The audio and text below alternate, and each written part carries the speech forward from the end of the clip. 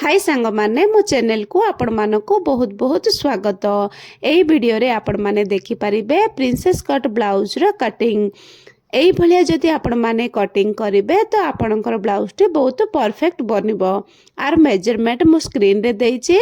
Blouse रो लंबा रहिछि 15 inch, छाती रहिछि 36 इंच, अंटा रही 32 इंच, हाथर लंब रही 10 इंच, हाथर राउंडटा रही 10 इंच।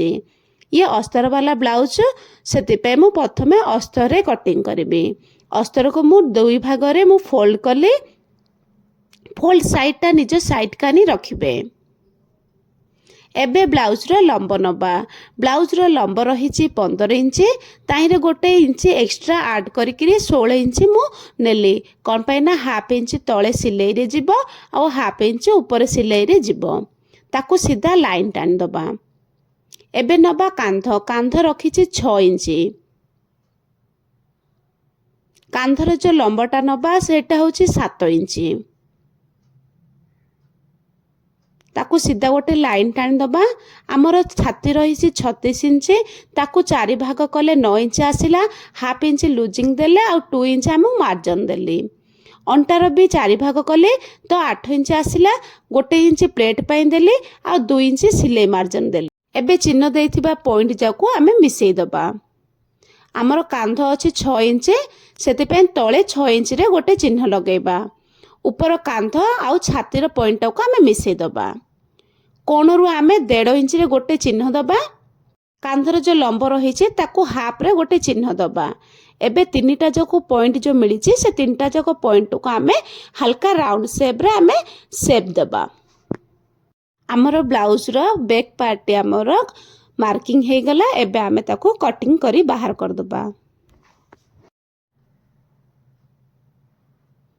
आमर बैक पार्ट आमर कटिंग भी हे गला। एबे कौन करिबा फ्रंट पार्ट रो मार्किंग करिबा। जो अस्त्र कपड़ा अच्छे से अस्त्र कपड़ा को सेम ही फोल्ड करिबा दुई भाग रे। ता ऊपर आमे कौन करिबा जो बैक पार्ट आमे काटी थिले ताकू रखिबा। हाफ इंच गैप दबा साइड कानी। कौन पाए ना ये फ्रंट हुक और आई बनिबो, सेति पय मु हाफ इंच छाडी किरी मार्किंग कर देली पूरा।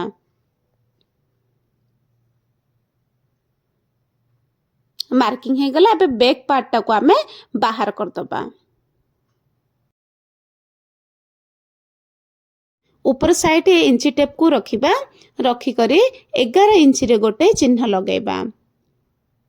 साइड काने आमे 4.5 इंच रे गोटे चिन्ह लगेबा।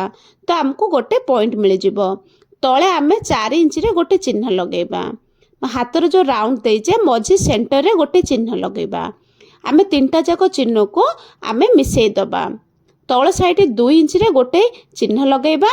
मझी जो चिन्ह देइजे से चिन्ह रु तळ चिन्ह पर्यंत हल्का एस टाइप रो आमे शेप दबा। तळे हाफ इंच आमे बढ़ेबा। बढ़े की सीधा लाइन टाणी दबा। आमर अंटा रही 32 इंच, तो 4 भाग रे 8 इंच आसिला।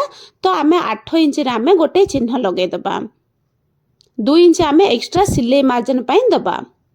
आमे छाती वाला जो लाइन अच्छे ताकू भी हाफ इंच आमे बढ़ेबा।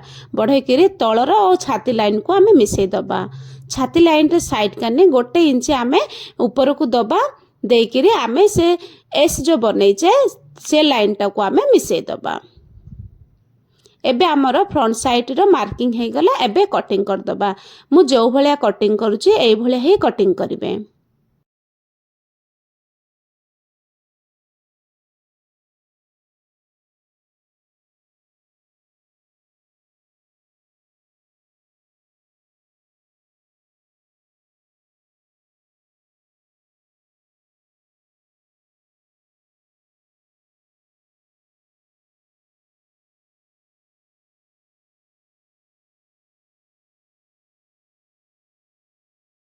आम ब्लाउज रो फ्रंट साइड भी कटिंग हे गला।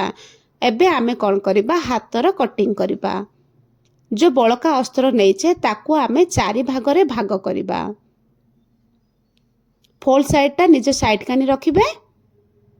एबे ओसारटा नबा पाई आमे कौन करिबा बैक पार्ट को नबा। बैक पार्ट रो दी साइड रे जो कोण अछि दी साइड रे कोणटा को आमे मापिबा।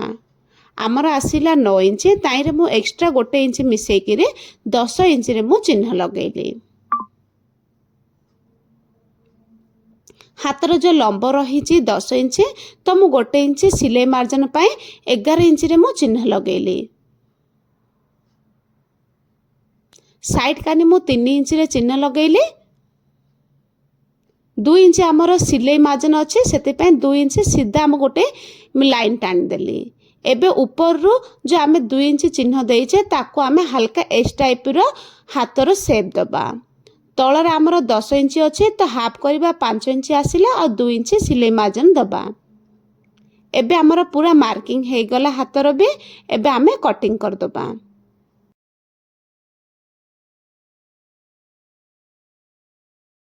एबे कटिंग हो गला। एबे कौन करिबा हाफ इंच डाउन करिबा। डाउन करिगिरे गोटे सेप दबा तो ये फ्रंट साइड रो सेप हबो। पूरा आमर कंप्लीट हो गला। जदि ये वीडियोटी आपण मानकु भल लागे प्लीज लाइक करिवे, मो चैनल को सब्सक्राइब करिवे। किछि जदि डाउट अछि तो कमेंट करिवे। एबे मेन फैब्रिक ऊपर रखिबा ताको आमे कटिंग कर दबा।